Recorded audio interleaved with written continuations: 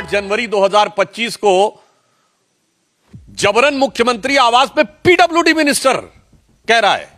मैं उनसे पूछना चाहता हूं, अगर आपकी बातों में रत्ती भर भी सच्चाई थी तो आज चुनाव आचार संहिता लगने की इंतजार क्यों कर रहे थे आप? कल तक तो पीडब्ल्यूडी मंत्री महोदय के हाथ में सब कुछ था। यह लाचारी है या बाजीगरी है, यह दिल्ली की जनता भली भांति समझ रही है। और फिर उसके बाद जिस ढंग से सरकारी कर्मचारियों को धमकाते हुए दिखाई पड़े, यह निश्चित रूप से दिल्ली और सेंट्रल गवर्नमेंट दोनों के सरकारी कर्मचारियों का भी अपमान है। और यह उनकी उसी अराजक प्रवृत्ति के अनुरूप है जिसमें वो चीफ सेक्रेटरी के साथ मारपीट कर चुके हैं और अपनी सांसद के साथ मारपीट कर चुके हैं। तो इसलिए हम बहुत स्पष्ट शब्दों में कहना चाहते हैं कि आज जो कुछ भी आम आदमी पार्टी ने किया है, यह इनकी उच्छृंखल, उद्दंड और अराजक प्रवृत्ति का सीधा साधा उदाहरण है। This is a glaring example of their irresponsible, insane and anarchic behaviour. अब इस विषय पे हम स्पष्ट रूप से 2-3 बातें भी कहना चाहते हैं। क्या यह सत्य नहीं है कि मुख्यमंत्री आतिशी जी को पीडब्ल्यूडी ने 2 नए आवासों का प्रस्ताव दिया था, जिसमें एक राजनिवास रोड पर और दूसरा दरियागंज में? दूसरा पॉइंट, यह अपने आप में नियमों का सीधा उल्लंघन है। यदि कोई भी सरकारी निवास किसी को भी मिलता है तो वो किसी दूसरे को, जिसको अलॉटेड है, सीधे ट्रांसफर नहीं करता है। टेक्निकली डिपार्टमेंट पोजीशन लेके उनको ट्रांसफर करता है। हम लोग भी पूर्ववर्ती में जो भी हमारे घर में सांसद रहते थे, तो हमने उनसे पोजीशन नहीं लिया है, पोजीशन सेंट्रल पीडब्ल्यूडी से लिया है। तो उसी प्रकार से ये कैसे इन्होंने कह दिया कि सीधे उन्होंने उनको दे दिया था? दूसरी बात, इतने लंबे समय तक उनकी सरकार रही तो क्यों नहीं इन्होंने इन 10 सालों में उसे मुख्यमंत्री के आधिकारिक आवास के रूप में ऑर्डर जारी कर देते? अन्यथा दिखाएं कि वो मुख्यमंत्री का आधिकारिक आवास। मुख्यमंत्री को 2-2 आवास आवंटित किए जा चुके हैं, परंतु उन्होंने अभी तक इसके बारे में कोई स्पष्टीकरण नहीं दिया है। इसलिए सरासर झूठ बोल रहे हैं कि वो मुख्यमंत्री का आधिकारिक आवास है। और यह भी मैं एक बार पुनः याद दिला देना चाहता हूं कि इसमें इन लोगों ने क्या क्या किया है, ये पीडब्ल्यूडी मिनिस्टर को पता ही नहीं है कि खरीदारी कैसी हुई है। मतलब जो कुर्सी है वो 8-8 हजार रुपए की आई है। ये तो बिल्स में अवेलेबल है ना, जो 200 रुपए की भी मार्केट में मिलती हैं। 40 गुना से अधिक हुआ है। और एक दिल्ली फाइनेंशियल सर्विसेज रूल है, दिल्ली फाइनेंशियल सर्विसेज रूल 2019, जो ये कहता है कि 10 करोड़ रुपए के ऊपर की कोई भी अगर खरीद होगी तो वो कैबिनेट में जाएगी, यानी वो पत्रावली एलजी तक जाएगी। और आप देखिए क्या बेहतरीन शीश महल में पढ़े लिखे आदमी ने क्या बुद्धि का इस्तेमाल किया है कि ज्यादातर जो बिल्स बने हैं वो 9.5 करोड़, 9 करोड़, 9.25 करोड़, यानी सब 10 करोड़ से नीचे रहने वाले हैं। अब 1 सितंबर 2020 को 8 करोड़ रुपए का, 22 जनवरी 2021 को 9 करोड़ 9 लाख रुपए का, 29 जून को 9 करोड़ 34 लाख रुपए का, और एक एक्सपेंडिचर तो 9 करोड़ 99 लाख रुपए का है। आप सोचिए, ये फितरत को समझिए। 9 करोड़ 99 लाख रुपए का बिल है ताकि वो 10 करोड़ की सीमा को टच न करे और एलजी के पास जाने की परिस्थिति न उत्पन्न हो। यह तो हुई तकनीकी बात। अब हम बहुत साफ साफ शब्दों में उनसे पूछना चाहते हैं कि आप घर में घुसना क्यों चाहते थे? आम आदमी पार्टी से हमारा सीधा मानना है, आप घर में क्यों घुसना चाहते थे? क्या कुछ सामान इधर उधर करना चाहते थे? क्योंकि अब वहां पे जांच के अधीन आ गया है वो क्षेत्र, तो वहां की व्यवस्थाओं में कोई ऐसी चीज आप उत्पन्न करना चाहते थे, या आप कुछ छुपाना चाहते थे? वो तो अब मुश्किल हो गया है। मुझे लगता है कुछ उठाना चाहते होंगे या बिगाड़ना चाहते होंगे, क्योंकि पूर्व में इस देश में ऐसे उदाहरण मिले हैं जब पूर्व मुख्यमंत्रियों के आवास में से कुछ उठाया या उखाड़ा गया है। तो मैं आम आदमी पार्टी से पूछना चाहता हूं कि आप कुछ उठाने या उखाड़ने की फिराक में तो जबरन घुसने की ये घबराहट, बौखलाहट या खिसियाहट तो नहीं दिखा रहे थे। और दूसरा मैं पूछना चाहता हूं कि ये जिस प्रकार का आचरण दिखाने का प्रयास कर रहे हैं, उससे एक बात बहुत स्पष्ट है कि आम आदमी पार्टी को अब अपनी पराजय दिल्ली में दीवार पर लिखी इबारत की तरह साफ दिखने लगी है। अन्यथा यह छटपटाहट और यह घबराहट और यह बौखलाहट उनके आचरण में दिखाई नहीं पड़ती। और फिर मैं यह भी उनसे कहना चाहूंगा अंत में कि आप कितना भी प्रयास कर लें, मतलब ये तो वो पार्टी है, तब ऑन द लाइटर नोट अगर हम कहें, वो जो पहले ये गीत गाती होगे, पुराना गीत था ना चाहूं घोड़ा गाड़ी, ना चाहूं बंगला गाड़ी, ना चाहूं हीरा मोती, केवल जन लोकपाल केवल हमें दे। वो आज पार्टी कहती नजर लागी राजा तोरे बंगले पर, सारी की सारी नजर उनकी बंगले के ऊपर लगी हुई है, सारे मंत्रियों की नजर, सारे सांसदों की नजर सब बंगले पे लगी है। तो हम स्पष्ट रूप से यह कहना चाहते हैं कि अब आम आदमी पार्टी की स्थिति वो हो गई है, केजरीवाल जी की स्थिति यो हो गई है, भ्रष्टाचार का जो भीषण और विभत्स प्रदर्शन इस शीश महल में हुआ है उससे दिल्ली की जनता ठगी हुई महसूस कर रही है। और आम आदमी पार्टी जो कुछ कर रही है उसको हम ये कहना चाहेंगे कि अब जो चेहरे से ही जाहिर है छुपाएं कैसे। यह आम आदमी पार्टी के लिए है कि अब जो चेहरे से ही जाहिर है छुपाएं कैसे, तेरी मर्जी के मुताबिक नजर आए कैसे, घर सजाने का तसव्वुर हुआ बात की बात, अब तो मुश्किल है कि इस घर की हकीकत को छुपाएं कैसे। और मगर भारतीय जनता पार्टी पूरी तरीके से प्रतिबद्ध है कि उनके इस भ्रष्टाचार के स्मारक को पूरी तरह जनता के सामने स्पष्ट करेंगे और उनके किसी भी प्रकार के छल और प्रपंच को कामयाब नहीं होने देंगे और दिल्ली की जनता के साथ जो भ्रष्टाचार हुआ है उसे उजागर करेंगे। और हमें पूर्ण विश्वास है कि दिल्ली की प्रबुद्ध जनता ने अब इनके चेहरे पर लगा हुआ मुखौटा पूरी तरीके से उतरा हुआ देख लिया है। तो अब इन चुनावों में जनता इनको उपयुक्त, प्रभावी और करारा जवाब देगी। धन्यवाद। देखिए, इस विषय की ऑलरेडी जांच चल रही है। चूंकि यह मामला ऑलरेडी जांच के अधीन है, यही तो हम पूछना चाहते हैं। यह आज आया विषय क्या है आम आदमी पार्टी से? यह विषय तो 1.5 साल से चल रहा है। क्यों नहीं आपने तब कहा कि आइए देख लीजिए? हम तो यह भी नहीं कह रहे हैं आप सबको, क्यों कुछ लोगों को ही ले जाते, दिखा देते। आपने तो स्थिति यह कि जब स्वाति मालीवाल का विषय आया तो सीसीटीवी की फुटेज तक गायब थी। जो आज कह रहे हैं अंदर आइए सब दिखाएंगे, इससे समझ में आता है कौन नाटक कर रहा है और कौन हकीकत कर रहा है। और आज जिस ढंग से उन्होंने धमकाया है सरकारी कर्मचारी को, मुझे लगता है उन्हें सरकारी कर्मचारियों से क्षमा मांगनी चाहिए इस ढंग की धमकी वाली भाषा का प्रयोग करने।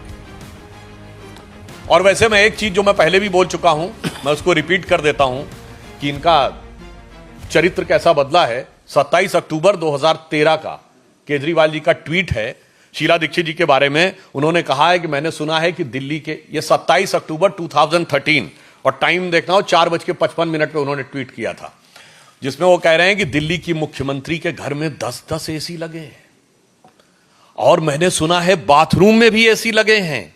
कौन भरता है उनके एसी का बिल? और आगे वो कहते हैं मेरा कलेजा कांप उठता है। वाक्य को गौर करिएगा, कलेजा कांप उठता है यह सोचकर कि दिल्ली की 40% जनसंख्या जब झुग्गी झोपड़ी में रहती है तो कैसे कोई मुख्यमंत्री ऐसे आलीशान बंगले में रह सकता है। मुझे लगता है कि यह ट्वीट और आज की हरकत, इसके बाद दिल्ली की जनता के सामने दूध का दूध, पानी का पानी हो चुका है। और अब कितना भी बवाल कर लें बिगड़ी बात बने नहीं। लाख करो किनको रहीमन बिगड़े दूध को मथे न माखन।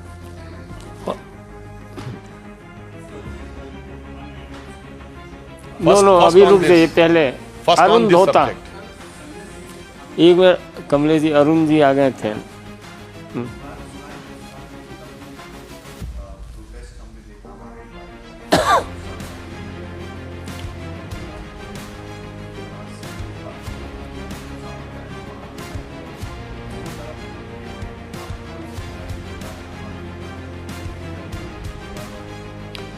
देखिए, पहली बात तो हम स्पष्ट रूप से कहना चाहें ये इनके नैसर्गिक अराजक चरित्र का परिचायक है। और मैं आतिशी जी से भी कहना चाहूंगा इतना भावुक होने की आवश्यकता नहीं है। मुझे समझ में नहीं आ रहा है भाई, वही बात राजनीति में होती है। वो तो जब केजरीवाल जी से जेल में मिलने गई थी तब भी उनकी आंखों में आंसू आ गए थे, तो मुझे नहीं लगता इतना भावुक होने की आवश्यकता है। और दूसरा, मुझे समझ में नहीं आ रहा इसमें किस बात का भाव।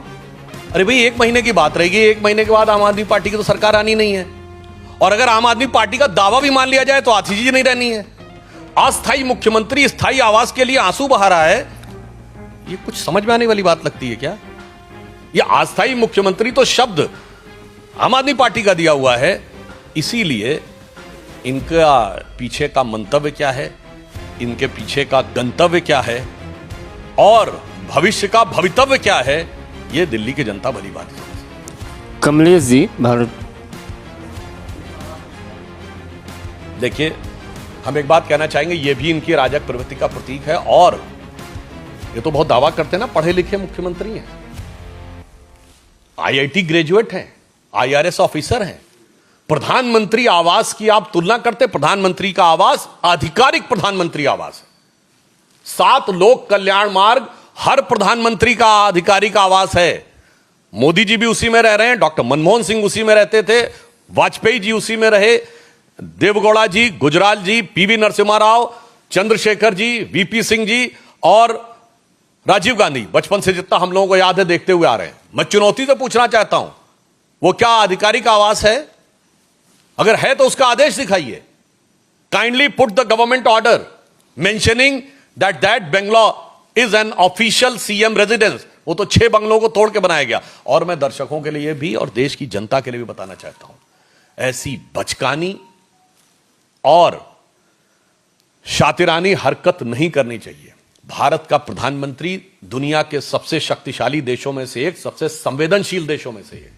बहुत सी ऐसी बातें जो स्पष्ट नहीं कही जा सकती। हम न्यूक्लियर फ्लैश पॉइंट के ऊपर बैठे हुए हैं, दोनों तरफ हमारे न्यूक्लियर पावर्स हैं। भारत के प्रधानमंत्री आवास में सुरक्षा की स्थिति में हर प्रकार की सुरक्षा होती है। ये तो वो कहते थे ना सिक्योरिटी नहीं लेंगे, और आज भी सिक्योरिटी लेनी पड़ी। मैं गलत नहीं बोल रहा हूं, उनको लेनी चाहिए सिक्योरिटी। पंजाब के उनके चीफ मिनिस्टर जिस सिक्योरिटी के कैवलकेड में चलते हैं वो कैप्टन अमरिंदर सिंह से 2 गुना बड़ा है। सुरक्षा की आवश्यकता है, इसका मतलब या तो आप बचकानी हरकत कर रहे थे या शैतानी हरकत कर रहे थे। अब मैं बताना चाहता हूं प्रधानमंत्री जी की सिक्योरिटी के अंदर किस प्रकार का, उसमें chemical weapon, biological weapon, missile का अटैक, एयर का अटैक, और यहां तक कि अगर भारत के ऊपर कोई एटॉमिक अटैक भी हो जाए तो उस सब की भी व्यवस्था होती है। ऐसी बचकानी, ओछी और छिछोरी बातें करके आप जनता की, प्रबुद्ध जनता को भ्रमित नहीं कर सकते, इस दिल्ली और देश की जनता को। और कोई प्रश्न? हिमांशु। अखिलेश यादव ने तंज कसा है कि जब साधु संत जाएं तो अपने साथ अपने साथी को भी ले जाएं। किस पे कसा है और क्या कहना चाहिए? नहीं, साधु संत जब जाते हैं तो अपने साथ जितनी भी बुरी चीजें हैं उनका शमन करके जाते हैं और सतोगुण को स्थापित करके जाते हैं। और इसीलिए उनकी पार्टी जिसने की गोलियां चलवाई थी साधु संतों के ऊपर और कारसेवकों के ऊपर, उसके बाद आप देखिए कि हम जो राम मंदिर के पक्ष में खड़े थे वो कहाँ हैं और वो कहाँ हैं। मगर मैं अखिलेश जी से कहना चाहूँगा, आप साधुओं पे काहे कमेंट करते हैं? साधुओं के लिए तो आपने कुछ किया नहीं था, आपने तो हज हाउस बनवाया था ना। तो मुझे लगता है उनका नैतिक अधिकार मौलवियों पे कमेंट करने का अधिक है। मुफ्ती, बारी, मुकर्रम, हाफिज, इन पे कमेंट करना चाहिए। उनको साधुओं के ऊपर कमेंट करने से बचना चाहिए, क्योंकि कहा गया है जे घर साधु न पूजिए हरि की सेवा नाई, ते घर मरघट साड़ के भूत बसे तिनमाए। अब आप समझ सकते हैं किस पे लागू होता है। नहीं, अभी दीपक आपका सर, प्रश्न। कल अरविंद केजरीवाल मरघट वाले मंदिर गए थे, पर वहाँ के जो पुजारी हैं वो ये कह रहे कि कुछ लोगों का रजिस्ट्रेशन हुआ है, कुछ लोगों का नहीं हुआ है, और ये सिर्फ चुनावी वादे। देखिए, मैं एक बात कहना चाहूंगा, फिर आम आदमी पार्टी का जो फितरती चरित्र है, चुनाव आचार संहिता कल लागू हुई है, आपको दे देना चाहिए था। हमने महाराष्ट्र में घोषणा की लाडकी बहनी योजना की तो 4 किश्तें दे दी चुनाव शुरू होने से पहले पहले। हम करीब करीब 5 साल से दे रहे हैं असम में। हमने मध्य प्रदेश में कहा तो दे दिया था। यही बात है। इसीलिए इनको अगर कहा जाए कि ये भारत की राजनीति के चुनावी ढपोर शंख हैं, यानी सिर्फ बोलता है और करता नहीं। ढपोर शंख की कथा आपने, जिन लोगों ने भारतीय पंचतंत्र और ये सब कथाएं सुनी होंगी उनको जरूर पता होगी। हो सकता है आज के बहुत से लोगों को इस शब्द के बारे में जानकारी ना हो, तो बता देना चाहता हूं, जाके चेक कर लीजिएगा। वो एक ऐसे व्यक्ति के लिए कहा जाता है जो सिर्फ बोलता ही बोलता है, करता कुछ नहीं है। यानी कथनी और करनी में जमीन आसमान का अंतर देखना हो तो केजरीवाल जी की आम आदमी पार्टी में देखिए।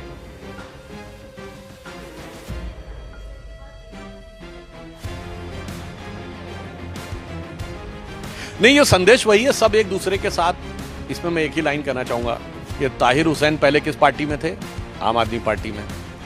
अब आइए, जो इनके विधायक हैं, अमानतुल्लाह खां, जो आम आदमी पार्टी के विधायक हैं, मुझे जहां तक ध्यान है कारपोरेटर पहले कांग्रेस से हुआ करते थे। तो इस मामले में मैं सिर्फ एक ही बात कहना चाहूंगा, एमआईएम हो, कांग्रेस हो या आम आदमी पार्टी हो, वो केजरीवाल जी का पुराना डायलॉग था ना, ये सब मिले हुए हैं जी, ये सब मिले हुए हैं जी। इस मामले में एक फैक्टर है, एमआईएम का जो एम है उसके लिए सब मिले हुए हैं जी। How respectfully and with dignity prime minister Narendra Modi deals with those leaders who have contributed for this country. Pranab Mukherjee ji was given Bharat Ratna also. I would like to remind to Mr. Danish Ali that we have given Bharat Ratna to 3 Congress leaders. Madan Mohan Malviya was Congress president. P.V. Narasimha Rao was Congress president and prime minister. And Pranab Mukherjee was president of the India. And biggest statue of, tallest statue of Sardar Patel. We have also given, Modi ji's government has also given Padma awards to S.C. Zamir and Tarun Gogoi. क्या कहना चाहते हैं? आपने तो परिवार के बाहर किसी को नहीं दिया। और रही बात इसकी आरएसएस की, तो I would like to remind to mister Danish Ali that Jawaharlal Nehru has praised RSS and invited RSS on 26th of January 2013. And Mahatma Gandhi has praised RSS. And he has said that I has been taken to RSS camp by Sri Jamnalal Bajaj, and he went to Wardha camp of RSS, and he said that the RSS which is practicing discipline and untouchability को जैसे दूर करके रखा, this is प्रेजवर्दी। और ये संपूर्ण गांधी वांग्मय के खंड 89 में है, पेज नंबर भी होगा तो बाद में बता दूंगा, ये महात्मा गांधी का लिखा हुआ है। तो मुझे लगता है गांधी से बड़े राहुल गांधी के शिष्य लोग बनने की कोशिश ना करें, गांधी नेहरू से बड़े बनने की कोशिश ना करें। संविधान की मूल भावना ही वन नेशन वन इलेक्शन की थी। पहले 4 चुनाव 51 के 57, 62 एंड 67 तो वन नेशन वन इलेक्शन पे हो रहे थे। परिस्थिति तो उसके बाद जगी, और क्या हुआ था आपको पता है? 67 के बाद गड़बड़ क्या हुई? राज्य सरकारें क्यों बर्खास्त हो रही? अंतरात्मा की आवाज का आह्वान किया गया था इंदिरा जी के द्वारा, और भारत के इतिहास में अपनी पार्टी के प्रेसिडेंट कैंडिडेट को हरवा दिए थे, नीलम संजीव रेड्डी को। और फिर अंतरात्मा की आवाज ऐसी जागी कि धड़ाधड़ राज्य सरकारें बर्खास्त होती रहीं, कभी इस गवर्नमेंट को, कभी उस गवर्नमेंट को, कभी इसको। और मैं याद दिलाना चाहता हूं संविधान की मूल भावना कहने वालों को, 1980 में जब कांग्रेस लौट के आई, 9 अपोजिशन की गवर्नमेंट्स को, केवल स्टेट गवर्नमेंट्स को इस आधार पर बर्खास्त कर दिया गया कि आपकी सेंट्रल में पार्टी हार गई है, तो you have lost the moral ground of ruling the state. And then they are talking about हमारी 3 सरकारें 6 दिसंबर 92 को उत्तर प्रदेश की समझ में आता है, ये राजस्थान, मध्य प्रदेश और हिमाचल क्यों बर्खास्त की गई थी? इसलिए हम कहते हैं संविधान के मूल भाव को समझे होते और उनके अंदर थोड़ा सा राष्ट्र प्रेम का प्रादुर्भाव होता, तो ये जो दुर्भाव दिखाई पड़ रहा है उनमें, वो नहीं दिखाई पड़ता, और ये जो दुर्गति दिखाई पड़ रही है शायद इससे वो